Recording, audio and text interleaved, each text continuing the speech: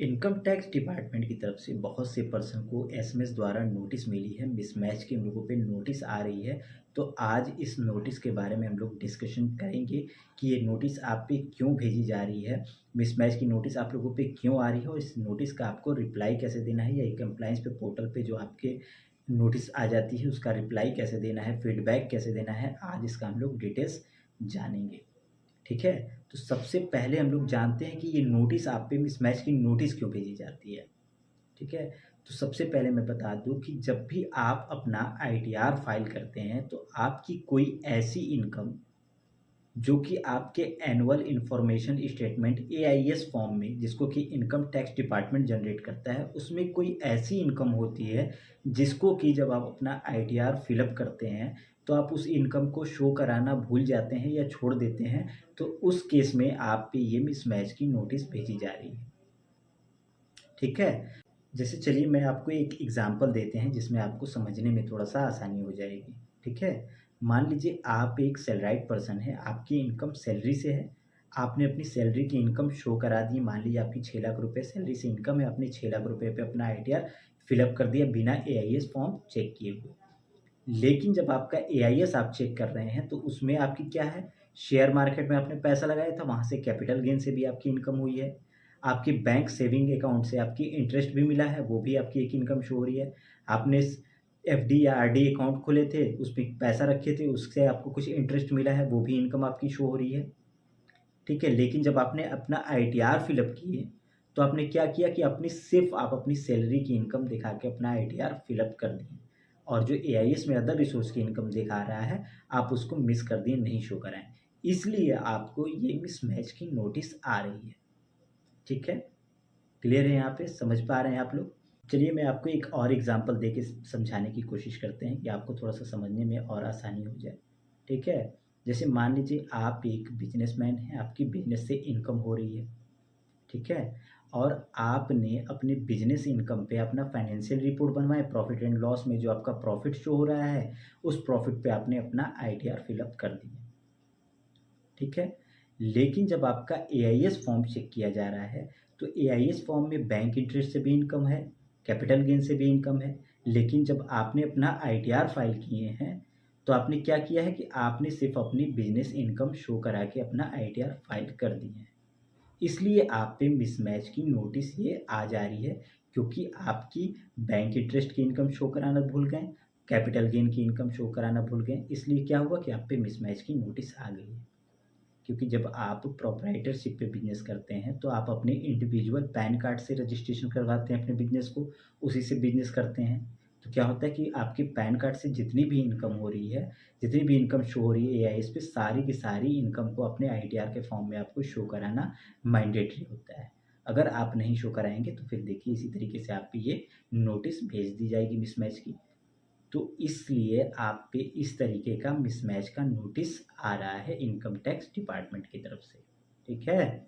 देखिए income tax department की तरफ से इधर बीच काफ़ी ज़्यादा पर्सन को नोटिस भेजी जा रही है। किसी को फेक डिडक्शन की नोटिस आ रही है, किसी को मिसमैच की नोटिस आ रही है, किसी को high cash transaction, cash withdrawal की नोटिस आ जा रही है, तो किसी को कंप्लायंस पोर्टल पे नोटिस आ रही है। बहुत से पर्सन को बहुत सी रीज़न से नोटिस आ रही है और ये सब नोटिस की वजह सिर्फ़ एक रह रही है, या तो आप अपना आईटीआर ही नहीं फाइल कर रहे हैं और आईटीआर फाइल कर रहे हैं, तो आप अपनी सारी इनकम को सही से शो नहीं कर रहे हैं, ठीक है? या आप अपनी सारी इनकम को सही से शो कर रहे हैं, तो आप गलत तरीके से डिडक्शन क्लेम कर दे रहे हैं। ऐसा डिडक्शन क्लेम कर दे रहे हैं जिसका आपके पास कोई प्रूफ़ नहीं है, ठीक है? तो जब भी आप अपना आईटीआर फाइल कीजिए, तो अपनी सारी डॉक्यूमेंट को मर्ज कर लीजिए, अपनी सारी इनकम को मिला लीजिए, फिर आप अपना आईटीआर फिलअप कीजिए और जो भी आप डिडक्शन क्लेम करते हैं, उसका आपके पास प्रूफ़ होना मैंडेटरी है, आपके पास होना चाहिए कि फ्यूचर में जब आपसे इनकम टैक्स डिपार्टमेंट नोटिस के रूप में आपसे पूछे कि इस डिडक्शन का आप हमको प्रूफ़ दीजिए, तो आप ईज़िली उसका प्रूफ़ दे सकें। ठीक है? देखिए, आप जब भी अपना आईटीआर फाइल कीजिए, तो आपको भले 4 दिन, 5 दिन लग जाए आईटीआर फाइल करने में, अपने डॉक्यूमेंट मैनेज करने में, तो आप पहले कर लीजिए अच्छे से। सारी चीज़ को मर्ज कर लीजिए, सारी अपनी इनकम को अच्छे से डिक्लेयर कर लीजिए। आपने सारे फॉर्म को चेक कर लीजिए, आप AIS फॉर्म भी चेक कर लीजिए, आप अपना फॉर्म 26 भी चेक कर लीजिए, अगर आप सैलराइड पर्सन है तो अपना फॉर्म 16 भी चेक कर लीजिए, सारे चीज़ों को मिला लीजिए, कोई भी इनकम छूटे नहीं, और जो भी डिडक्शन क्लेम कीजिए वो लीगल डिडक्शन ही क्लेम कीजिए आप, ठीक है, नहीं तो फिर काफ़ी दिक्कत हो सकता है आपको, ठीक है। चलिए अब हम लोग जानते हैं कि अगर आप पे मिसमैच की नोटिस आ गई है तो इसका रिप्लाई आपको कैसे देना है। तो सबसे पहले मैं आपको बता दूं कि अगर आप पे मिसमैच की आ गई है नोटिस, तो आपको चेक करना है कि आपका क्या मिसमैच है, आपके AIS फॉर्म में क्या है और आपने रिटर्न में क्या फिलअप किया है, और जो इनकम आपने छोड़ दिया था अब उसको क्या करना होगा, आपको दोबारा अपना ITR फाइल करना होगा सेक्शन 139(8)A में, यानी अपडेटेड रिटर्न आपको फाइल करना होगा, ठीक है, रिवाइज करना होगा अपनी फाइल को, और जो भी आपने इनकम अपनी भूल गए थे शो कराना, उस इनकम को अपने इसमें जब आप रिवाइज कीजिएगा तो अपने ITR यू में आपको उसकी इनकम को शो करा के अपना ITR फिलअप कर दीजिएगा, और फिलअप करके आपको कंप्लायंस पोर्टल में वेरिफिकेशन में जाके रिप्लाई देना है। तो चलिए हम लोग चलते हैं सबसे पहले इनकम टैक्स डिपार्टमेंट की ऑफिशियल वेबसाइट पे, और देखते हैं कि ये नोटिस कैसे आता है और इस नोटिस का आप लोगों को रिप्लाई कैसे देना होता है। चलिए चलते हैं हम लोग इनकम टैक्स डिपार्टमेंट की ऑफिशियल वेबसाइट पे। इस तरीके से इनकम टैक्स डिपार्टमेंट की ऑफिशियल वेबसाइट को खोल लेंगे, जिसका कि URL है incometax.gov.in। सर्च करने पे इस तरीके से इनकम टैक्स डिपार्टमेंट की ऑफिशियल वेबसाइट खुल के आ जाएगी। यहाँ पे सबसे पहले आपको लॉगिन कर लेना है। अगर आपके पास लॉगिन ID और पासवर्ड नहीं है, फर्स्ट टाइम आप इस पोर्टल पे आए हैं, तो सबसे पहले आपको रजिस्ट्रेशन करना होगा। रजिस्ट्रेशन कैसे करना है इस पे मैंने ऑलरेडी वीडियो बना के अपने चैनल पे अपलोड कर दिए हैं, जिसका कि लिंक आपको डिस्क्रिप्शन में मिल जाएगा, उसको जाके देख लीजिए, फॉलो करके रजिस्ट्रेशन कर लीजिए। रजिस्ट्रेशन कर लेने के बाद फिर से आपको इस पोर्टल पे आके लॉगिन करना है। लॉगिन कर लेने के बाद देखिए यहाँ पे ऊपर आपको एक पेंडिंग एक्शन का मेन्यू देखने को मिल जाएगा। यहीं पे देखिए ऊपर आपको दिख रहा होगा पेंडिंग एक्शन का, उसी पेंडिंग एक्शन वाले पे जाके आपको क्लिक करना होगा अपनी नोटिस को चेक करने के लिए, कंप्लायंस पोर्टल में जाने के लिए। तो चलिए हम लोग यहाँ पे पेंडिंग एक्शन पे सबसे पहले क्लिक कर लेते हैं। फिर यहाँ पे नीचे देखिए कंप्लायंस पोर्टल का ऑप्शन दिख रहा है सबसे नीचे, यही कंप्लायंस पोर्टल वाले ऑप्शन पे आप लोगों को क्लिक कर देना है। तो चलिए यहाँ पे क्लिक कर देंगे, फिर इस तरीके का टॉपअप आएगा, फिर यहाँ पे प्रोसीड वाले बटन जो शो हो रहा है वहाँ पे क्लिक कर देंगे, इस तरह से कंप्लायंस पोर्टल खुल के आ जाएगा। यहाँ पे देखिए एक वेरिफिकेशन का ऑप्शन दिख रहा है और एक कैंपेन्स का ऑप्शन दिख रहा है। यहीं पे आपको दोनों में चेक करना है कि आप पे नोटिस आई है कि नहीं। मिसमैच की नोटिस होगी, वेरिफिकेशन की नोटिस है तो वेरिफिकेशन में आया होगा। तो देखिए हमारे केस में तो कोई यहाँ पे नोटिस नहीं आया है, पर अगर हमारे पास नोटिस आया होता तो इस पे यहीं पे फाइनेंशियल ईयर में शो होता है कि किस फाइनेंशियल ईयर में आया है और किस लिए आया है, क्या मिसमैच है, यहाँ पे सारी की सारी डाटा हमारी शो होती, ठीक है। तो हमारे केस में तो इस पे नहीं आया है, पर कंपेन पोर्टल पे हमारा उसमें नोटिस आया है इन बंदे पे, तो उसके बारे में मैं बताऊँगा। सेम प्रोसेस है दोनों का रिप्लाई देने का, ठीक है। और सबसे पहले बता दें जिसके पे वेरिफिकेशन की नोटिस आई है, अगर उनकी सिर्फ इनकम इंटरेस्ट से बैंक इंटरेस्ट का जो मिसमैच हो रहा है तो उनको ITR फाइल करने का, रिवाइज करने की ज़रूरत नहीं है, वो बस जाके उस पर पोर्टल पे अपना रिप्लाई दे देंगे, ठीक है। तो चलिए देखिए मेरी इस पर कंपेन पोर्टल पे देखिए इस तरीके से नोटिस आई हुई है। यहाँ पे 21,66,000 समथिंग रुपये का हमारा जो है वो कैश डिपॉजिट हुआ है और कैश विड्रॉल हुआ है 1,86,000 रुपया, यानी कि टोटल मान लीजिए कि 24 लाख रुपए का हमारा कैश में लेन देन हुआ है, जिसके बारे में इस तरीके की नोटिस देके पूछा जा रहा है कि ये जो कैश में आप लेन देन किए हैं ये कैसा पैसा है, ठीक है। यहाँ पे सिर्फ पूछा जा रहा है कि ये जो कैश में आप डिपॉजिट किए हैं या विड्रॉल किए हैं ये कैसा पैसा है, लेकिन इन्होंने जो है वो अपना ITR फाइल नहीं किया है, इसलिए इस तरीके से नोटिस आ गई है। ये एक बिजनेसमैन है, बिजनेस करते हैं, रेडीमेड्स गारमेंट का बिजनेस करते हैं, बिजनेस से रिलेटेड ही ये सारे ट्रांजेक्शन किए हैं, ठीक है। तो इनको क्या करना होगा, सबसे पहले अपना ITR फाइल करना होगा, ठीक है। यहाँ पे देखिए आप प्रोसीड करेंगे यहाँ पे, तो यहाँ पे आपसे पूछेगा कि आप ITR फाइल किए हैं, यहाँ पे पूछ रहा है यस ITR रिटर्न है, आपका ITR फिलअप किए हुए हैं, या आप ITR के लिए टैक्सेबल स्लैब में नहीं आ रहे हैं। लेकिन भाई हमारी जो यहाँ पे जो कैश में डिपॉजिट दिखा रहा है 22 लाख रुपया, 21 लाख रुपया समथिंग, यानी कि भाई हमारी इनकम है, हमको ITR फिलअप करना है, ठीक है। यहाँ पे समझिएगा बात को। अगर आपकी वहीं पे इनकम या आपका कैश डिपॉजिट 2.5 लाख से कम रहता या 2.5 लाख होता तो आप इसका रिप्लाई नहीं भी देते, यहाँ पे नो कर देते कि no I am not authorise, तो यहाँ पे उससे भी हो जाता, आपका कंप्लीट हो जाता। लेकिन आपका अगर टर्नओवर या आपका जो प्रॉफिट है वो 2.5 लाख के अबव है तो आप अपना आईटीआर फाइल करने के बाद ही यहाँ पे रिप्लाई देना। आईटीआर फाइल कर दीजिएगा, आपको एक्नॉलेजमेंट नंबर मिल जाएगा, आपको आईटीआर फिलिंग की डेट मिल जाएगी, यहाँ पे दोनों मेंशन करके सबमिट कर देना है। ठीक है, यहाँ पे इसी तरीके से ई वेरिफिकेशन में भी सेम है। आप क्लिक कीजिएगा, वहाँ पे पूछेगा आपका आईटीआर फिलअप किए हैं कि नहीं। आईटीआर फिलअप किए हैं तो वहाँ पे डाल के अपना एक्नॉलेजमेंट नंबर, डेट डाल के सबमिट कर देंगे, अगर सिर्फ इंटरेस्ट की इनकम मिसमैच होती होगी। लेकिन अगर आपकी इनकम कैपिटल गेन से भी होगी तो आपको फिर से अपना आईटीआर रिवाइज करना होगा।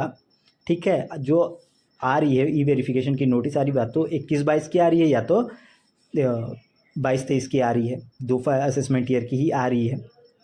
तो आपको क्या करना होगा कि अपना updated return section 139(8)A updated return जिसको कहते हैं, आपको उसमें अपना फाइल को रिवाइज करना होगा। जो आपकी इनकम छूट गई होगी उस इनकम को वहाँ पे शो करा के अपना आईटीआर दोबारा से रिवाइज करने के बाद फिर आपको यहाँ पे आके उसका रिप्लाई देना होगा। ठीक है, यहाँ पे कंप्लीट है, समझ पा रहे हैं आप लोग। अगर आपकी सिर्फ इंटरेस्ट की इनकम है, सिर्फ आपकी इंटरेस्ट से इनकम हुई है तो आपके मिसमैच आया है, तो फिर वही चीज़ आप कीजिए कि आपकी जो पहले की एक्नॉलेजमेंट है उसका एक्नॉलेजमेंट नंबर डाल के, डेट डाल के आप सबमिट कर दीजिए, आपका वेरीफाई हो जाएगा। ठीक है, लेकिन कैपिटल गेन की इनकम है, बहुत से पर्सन है जो कि शेयर मार्केट में भी पैसा इन्वेस्ट कर रहे हैं, तो उससे होने वाली कैपिटल गेन की इनकम पे आपको अपने आईटीआर में शो कराना मैंडेटरी होता है, मस्ट होता है। ठीक है, या अगर आप सैलराइड पर्सन हैं और आप पे भी 40 लाख 45 लाख रुपए का कैश में डिपॉजिट या विड्रॉल हुआ है दिखा रहा है, तो उसका भी आपको रिप्लाई देना होगा, उसकी भी इनकम का ज़रिया आपको शो कराना होगा कि वो 40 लाख 45 लाख रुपए आपके पास कहाँ से आया है, उसके बारे में भी आपको बताना होगा। फिर से रिवाइज करके अपना आईटीआर को दोबारा से आपको फिलअप करना होगा, वो सारी इनकम को आपको शो कराना होगा। ठीक है, तो हमारे पे जो है वो सिर्फ इकम्पेंस का मैसेज आया है, एसएमएस नोटिस आया है, तो हमको इसका ही रिप्लाई देना है। तो चलिए मैं इसका भी रिप्लाई देंगे, सेम प्रोसेस है, इसी तरह ई वेरिफिकेशन पे भी जो नोटिस आ रहा है उसका भी इसी तरीके से सेम ही रिप्लाई देना है। ठीक है, तो इसका रिप्लाई देने के लिए सबसे पहले हमको अपना आईटीआर फिलअप करना होगा, क्योंकि हमारे केस में, इनके केस में जिनका मैं दिखा रहा हूँ वो अपना आईटीआर ही नहीं फाइल किए हैं असेसमेंट ईयर 2023-24 का।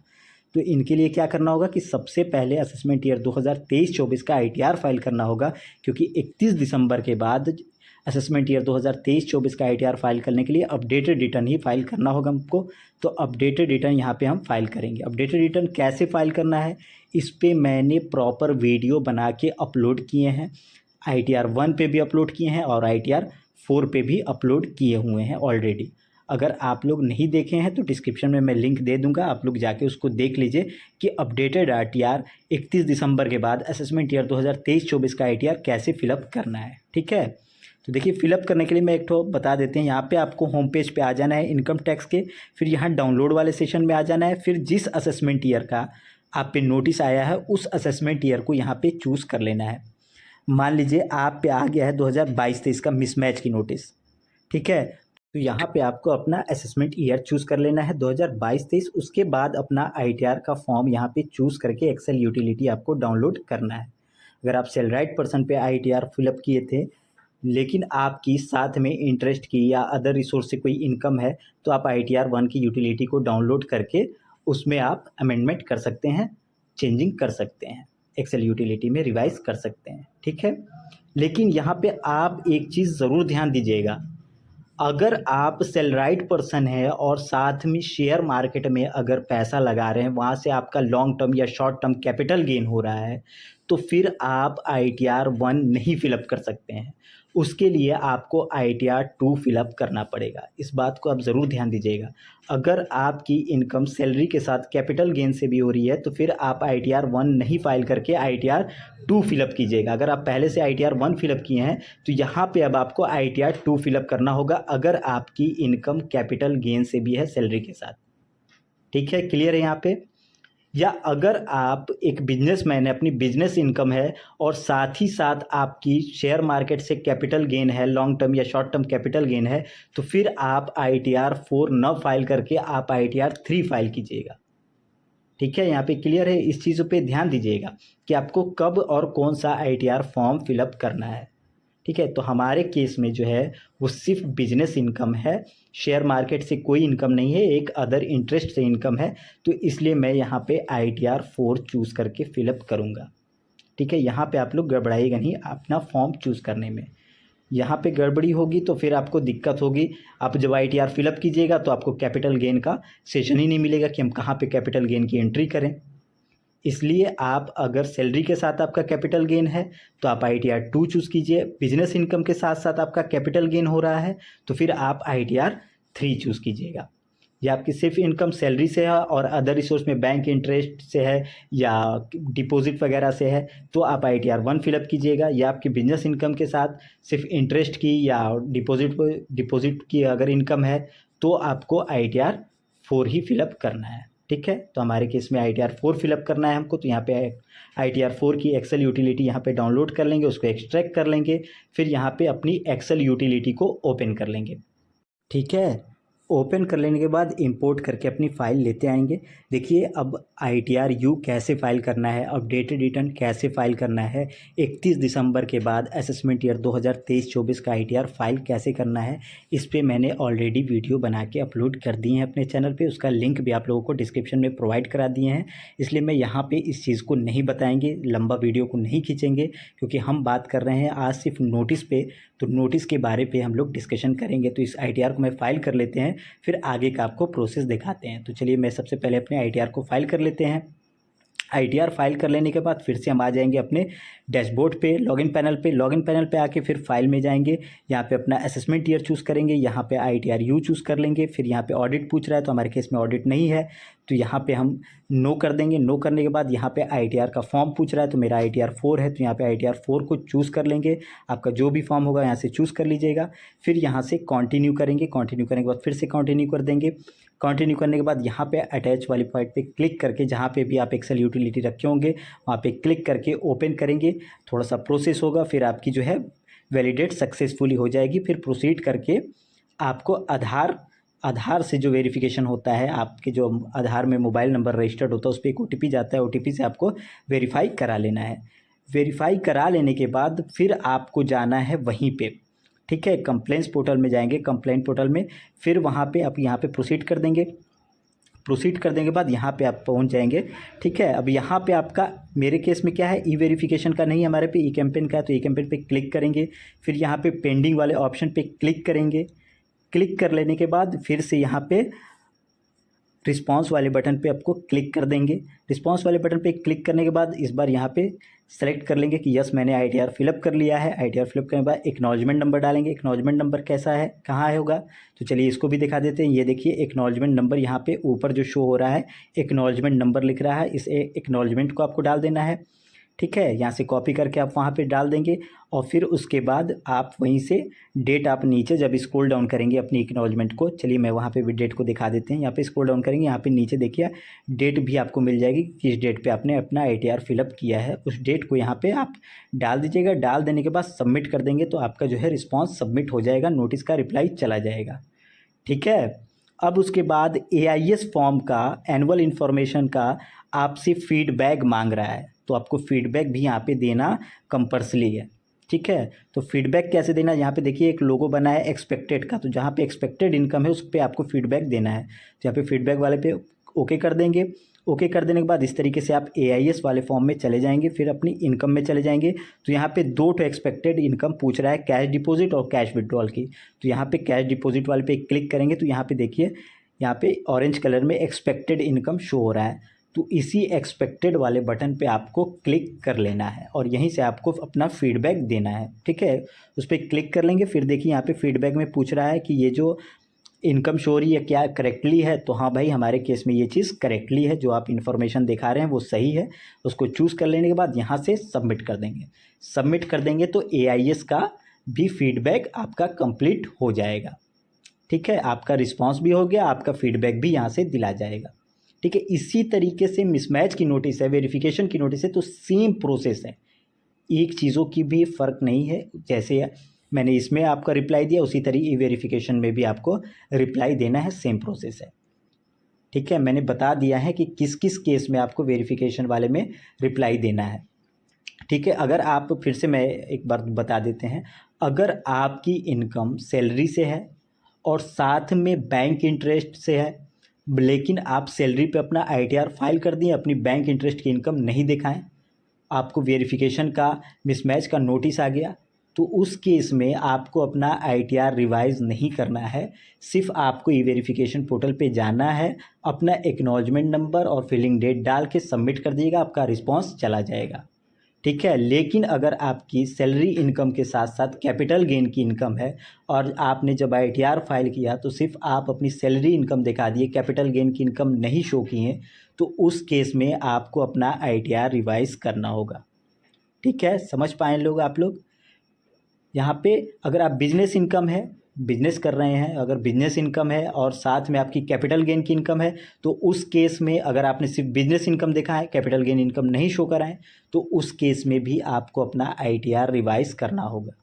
ठीक है, लेकिन अगर आपकी बिजनेस इनकम के साथ साथ बैंक इंटरेस्ट डिपॉजिट से भी आपकी इनकम हुई है, लेकिन जब अपना आपने ITR फाइल किया है तो उस वक्त सिर्फ आप बिजनेस इनकम दिखाए हैं, अपना बैंक इंटरेस्ट नहीं दिखा पाए, डिपॉजिट की इंटरेस्ट नहीं दिखा पाए, तो उस केस में आपको अपना ITR रिवाइज़ नहीं करना है। आपको डायरेक्ट ई वेरिफिकेशन के पोर्टल पे जाके अपना एक्नॉलेजमेंट नंबर और डेट डाल के सबमिट कर देना है, तो आपका जो है वो कंप्लीट हो जाएगा। ठीक है, वहाँ पे आपको अपना ITR रिवाइज़ करने की ज़रूरत नहीं है। ठीक है, यहाँ पे क्लियर है? मैं देखिए ITR के फॉर्म पे भी आपको बता दूँ, अगर आप सैलराइड पर्सन हैं और साथ साथ अगर आपकी कैपिटल गेन से इनकम है तो आपको ITR 2 फिलअप करना है। अगर आप बिजनेस इनकम है आपकी और साथ साथ कैपिटल गेन की इनकम है तो आपको ITR 3 फिलअप करना है। इस चीज़ पे ज़रूर ध्यान दीजिएगा आप लोग। ठीक है, तो इस तरीके से आप लोग SMS नोटिस से मिसमैच की नोटिस का रिप्लाई दे सकते हैं बहुत ईज़िली। मैंने आपको सारा का सारा चीज़ समझाने की कोशिश किए हैं, लेकिन अभी भी कोई कंसेप्ट रह गया होगा, कुछ आपको नहीं समझ में आया होगा, तो आप कमेंट करके आप हमसे पूछ सकते हैं। हम जल्दी से जल्दी आपके कमेंट का रिप्लाई देने का कोशिश करेंगे। ठीक है, और अगर आपको ये जानकारी पसंद आई है तो ज़्यादा से ज़्यादा लोगों से शेयर कीजिए, क्योंकि आजकल बहुत ज़्यादा पर्सन पे आजकल SMS नोटिस आ रही है, बहुत से पर्सन परेशान हैं, तो दूसरों का भी भला कीजिए। इस वीडियो को ज़्यादा से ज़्यादा लोगों से शेयर कीजिए और हमारे चैनल पे अगर नए हैं तो आप लोग चैनल को सब्सक्राइब ज़रूर कर लीजिए, क्योंकि मैं ऐसी इन्फॉर्मेशन, ऐसी जानकारी डेली लाता रहता हूँ, इसलिए आप हमारे चैनल को सब्सक्राइब भी ज़रूर कर लीजिएगा।